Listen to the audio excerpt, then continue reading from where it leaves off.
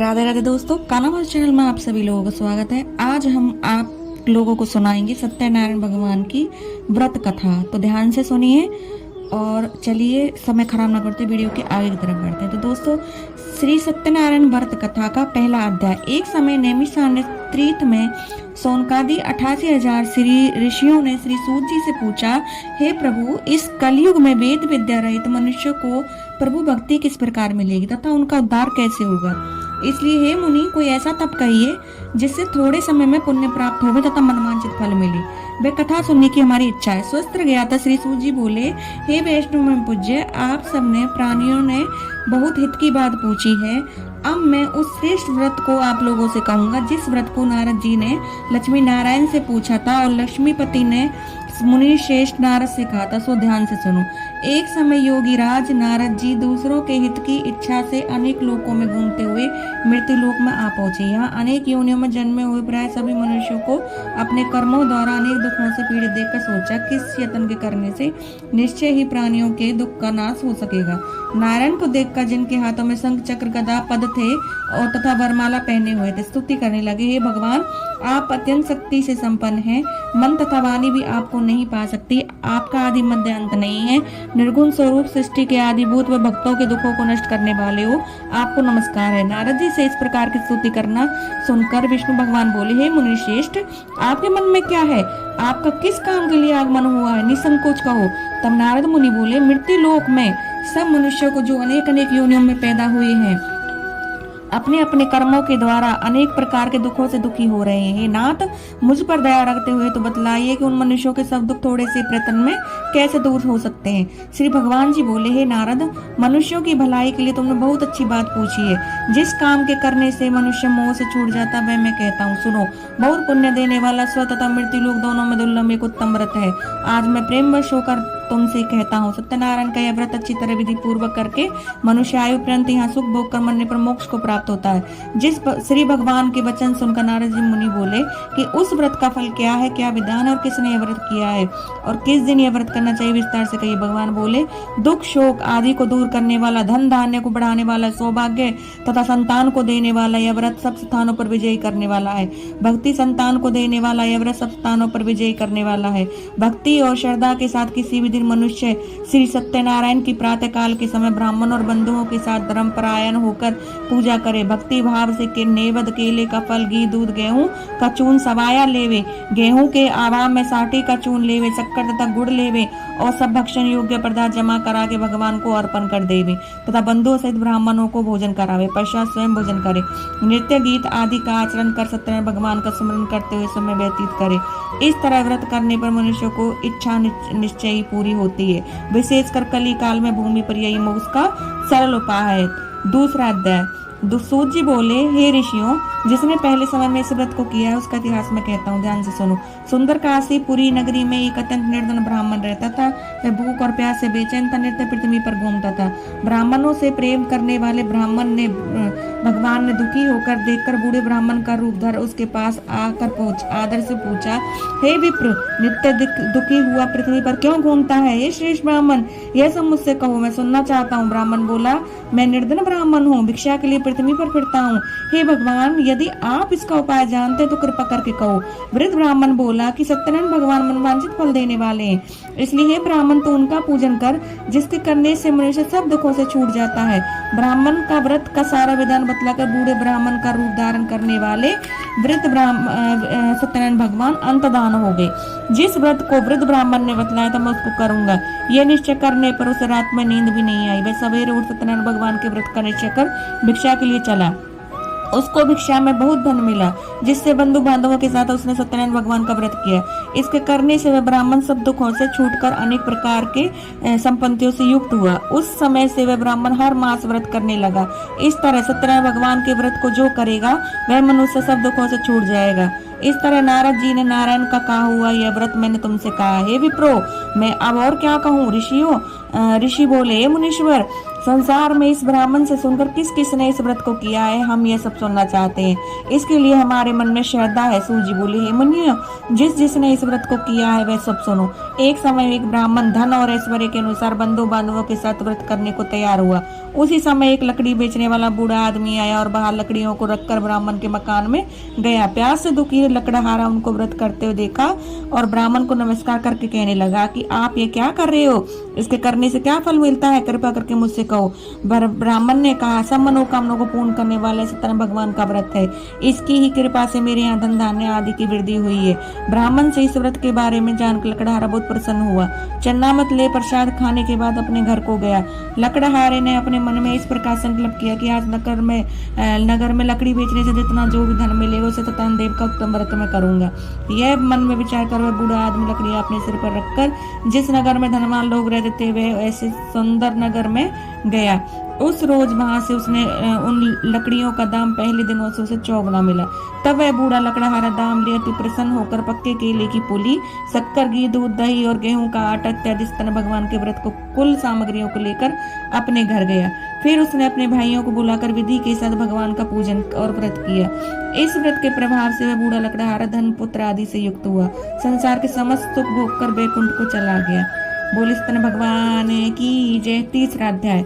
सूत जी बोले, हे श्रेष्ठ मुनियों, अब मैं आगे की कथा कहता हूँ, सुनो। पहले समय में उल्लामुख नाम का एक बुद्धिमान राजा था। वह सत्यवक्ता और जितेंद्रिय था। प्रतिदिन देव स्थानों पर जाता था और गरीबों को धन देकर उनके कष्ट दूर करता था।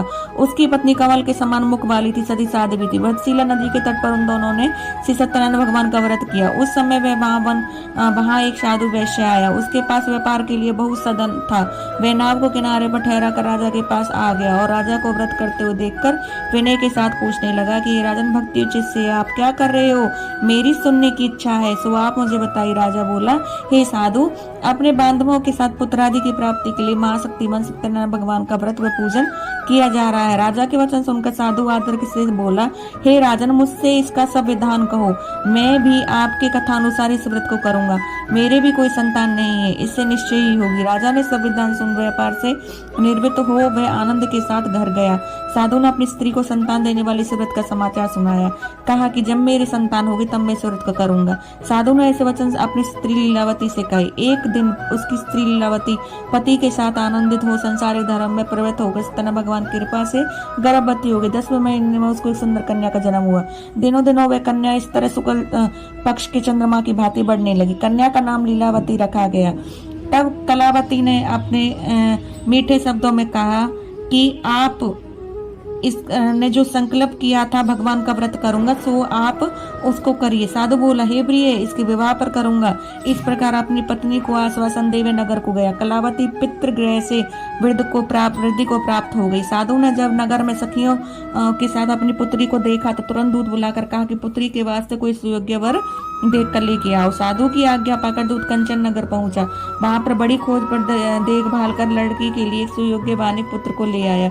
उस सुयोग्य लड़के को देखकर साधु ने अपने बंधु बांधव से प्रसन्नचित्त अपनी पुत्री का विवाह उसके साथ कर दिया। किंतु दुर्भाग्य से विवाह के समय भी उस व्रत को करना भूल गया।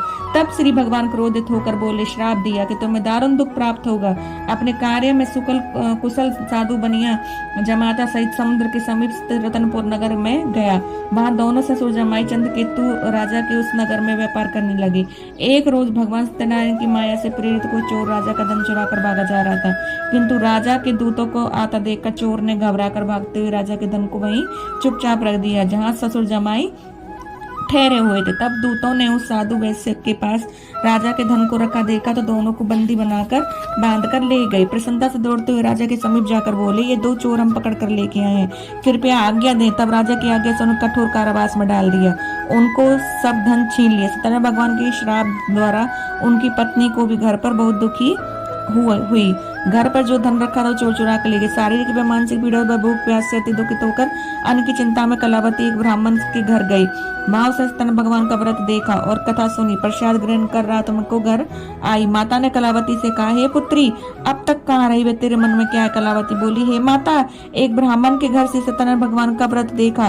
कन्या के वचन सुनकर लीलावती भगवान के पूजन की तैयारी करने लगी। लीलावती ने परिवार और बंधुओं सहित श्री सत्यनारायण भगवान का पूजन किया और वर मांगा कि मेरे पति और दामाद शीघ्र आ जावे। साथ ही प्रार्थना की कि हम सबका अपराध क्षमा कर दे।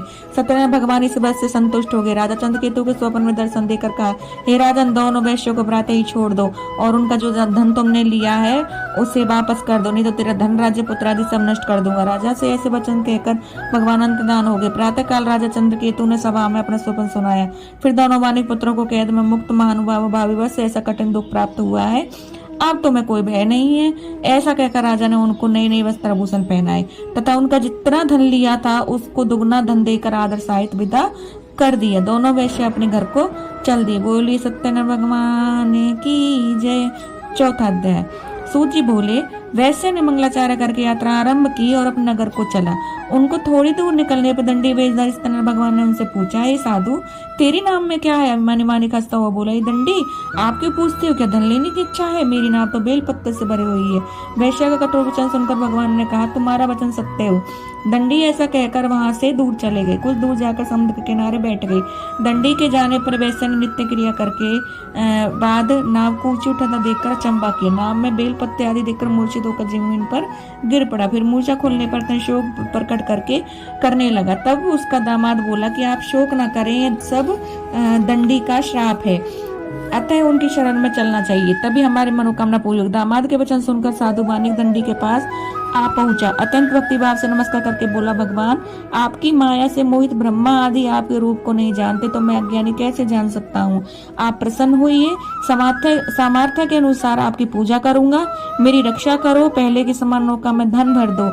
उसके भक्तियुक्त वचन सुनकर भगवान प्रसन्न होकर उसकी इच्छा अनुसार वर देकर अंतदान हो गए। तब उन्होंने नाव में आकर देखा कि नाव धन से परिपूर्ण है। फिर वह भगवान सत्यनारायण का पूजन कर साथियों सहित अपने नगर को चला। जब नगर के निकट पहुंचा तो दूत को घर भेजा। दूत से साधु के घर जाकर अपनी उसकी स्त्री को नमस्कार करके कहा कि साधु अपने दामाद सहित इस नगर के समीप आ गए हैं। ऐसा वचन सुनकर साधु की स्त्री ने बड़े हर्ष के साथ सत्यदेव का पूजन कर पुत्री से कहा, मैं अपने पति के दर्शन को जाती हूँ, तू कार्य पूर्ण कर शीघ्र आना। माता के ऐसे वचन सुनकर कलावती प्रसाद छोड़कर पति के पास गई। प्रसाद की अवज्ञा के कारण सत्यदेव ने रुष्ट हो गए। उसके पति को नाव सहित पानी में डुबो दिया। कलावती अपने पति को न देखकर रोती हुई जमीन पर गिर पड़ी। इस तरह नौका को डूबा हुआ देख, कन्या को रोता हुआ देख साधु दुखित होकर बोला, हे प्रभु, मुझसे या मेरे परिवार से जो भूल हुई है उसे क्षमा करो। उसके दीन वचन सुनकर सत्यदेव प्रसन्न हो गए। आकाशवाणी हुई, हे साधु, तेरी कन्या मेरे प्रसाद को छोड़कर आई है, इसलिए इसका पति अदृश्य हुआ है। यदि वे घर जाकर प्रसाद खाकर लौटे तो इसका पति अवश्य मिलेगा। ऐसी आकाशवाणी सुनकर कलावती ने घर पहुंचकर प्रसाद खाया, फिर आकर पति के दर्शन किए। तत्पश्चात साधु ने बंधु बांधवों सहित सत्यदेव का विधि पूर्वक पूजन किया। उस दिन से वह प्रत्येक पूर्णिमा को श्री सत्यनारायण भगवान का पूजन कथा करने लगा। फिर इस लोक को सुख भोगकर अंत में स्वर्लोक को गया। बोली श्री सत्यनारायण भगवान की जय। 5वां अध्याय। सूत जी बोले, हे ऋषियों, मैं और भी कथा कहता हूँ, सुनो। प्रजापालन में लीन तुगध्वज नाम का एक राजा था। उसने भी भगवान का प्रसाद त्याग कर बहुत दुख पाया। एक समय वह वन्य में जाकर वन्य पशुओं को मारकर वड़ के नीचे आया। वहां उसने ग्वालों को भक्तिभाव सहित बांधवों सहित श्री सत्यनारायण भगवान जी का पूजन करते हुए देखा। राजा ने देखकर भी अभिमानी बस वहां नहीं आया और ने नमस्कार किया। जब ग्वालों ने भगवान का प्रसाद उसके सामने रखा तो वह प्रसाद को त्याग कर अपनी सुंदर नगरी को चला गया। वहीं उसने अपना सब कुछ नष्ट पाया। वह जान गया कि यह सब भगवान ने किया है। तब वह विश्वास कर ग्वालों के समीप गया, विधि पूर्वक पूजन कर प्रसाद खाया और सत्यदेव कृपा से पहले जैसा था वैसा ही हो गया और दीर्घ काल तक सुख भोग कर मरने पर स्वर्लोक को गया। जो मनुष्य इस परम दुर्लभ व्रत को करेगा, भगवान की कृपा से उसे धन धान्य की प्राप्ति होती है तथा सब मनोरथ पूर्ण होकर अंत में वैकुंठ धाम को जाता है। जिन्होंने पहले इस व्रत को किया है, अब मैं उनके दूसरे जन्म की कथा कहता हूँ। वृद्ध शतानंद ब्राह्मण ने सुदामा का जन्म लेकर मोक्ष को पाया। उल्लामुख नाम का राजा दशरथ होकर वैकुंठ को प्राप्त हुआ। साधु नाम की वेश्या ने मोर ध्वज बनकर अपने पुत्र को आरे से चीरकर मोक्ष को प्राप्त किया। महाराज तुगध्वज ने स्वयं भू होकर भगवान भक्ति युक्त कर्म कर मोक्ष को प्राप्त किया। राधे राधे दोस्त। बोली सत्यनारायण भगवान की जय। यहाँ आपकी कथा समाप्त होती है। राधे।